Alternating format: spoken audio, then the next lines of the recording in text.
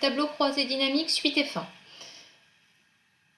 L'idée de ce module, c'est de vous montrer quelques possibilités, quelques options que nous n'avons pas encore vues et qui vont vous permettre de vous faciliter la vie concernant le tableau croisé dynamique. Le premier, c'est insérer un segment. Alors, on pourrait très bien utiliser les filtres, mais il a l'inconvénient, le filtre, de rester sur le tableau croisé dynamique et sur le seul tableau.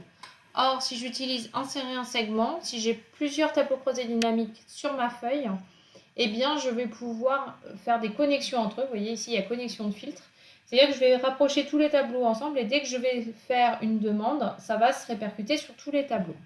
Donc, si je fais insérer un segment et par exemple que je voudrais les salaires que des femmes, hommes et femmes à Lille, eh bien, j'ai fait insérer segment. Je lui dis que je veux par rapport mon segment par rapport au site. Donc là, je choisis Lille et j'ai les salaires que de Lille. Si je veux ceux de Paris, j'ai que ceux de Paris. Et si j'en veux plusieurs, eh bien, vous avez sélection multiple. Et donc, vous pouvez choisir Lille, Paris, par exemple. Donc ça, ce sont les segments. Ça nous permet, en fait, c'est un filtre.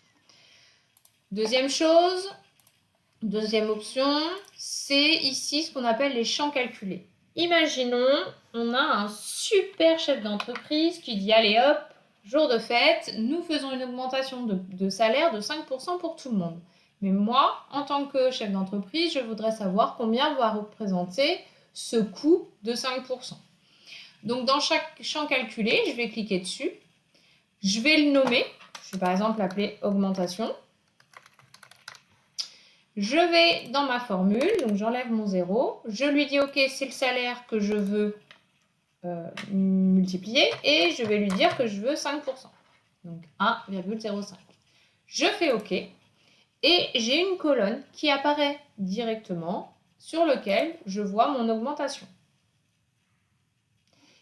Et en plus, vous avez dans les champs du tableau croisé dynamique la colonne que vous venez de créer avec le nom que vous lui avez donné et que vous retrouverez systématiquement. Donc ça, c'est le champ éléments et jeux. Ensuite, le dernier bouton, c'est le graphique croisé dynamique. Donc, la particularité du graphique croisé dynamique, c'est qu'il se synchronise avec votre tableau. C'est-à-dire que si vous faites des changements dans votre tableau, directement, il va se synchroniser.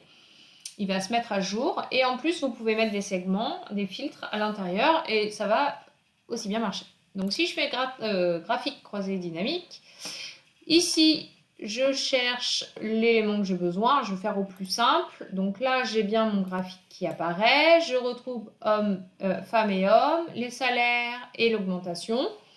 Et vous voyez ici, j'ai mon petit filtre qui va me permettre de me dire « Ok, moi, je veux que les femmes ». Et là, j'ai mon graphique où va apparaître que les femmes.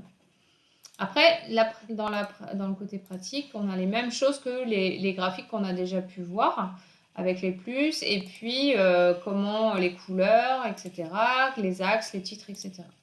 Si je change, par exemple, je ne demande pas les sexes, mais par contre, je demande les sites. Bien, vous voyez.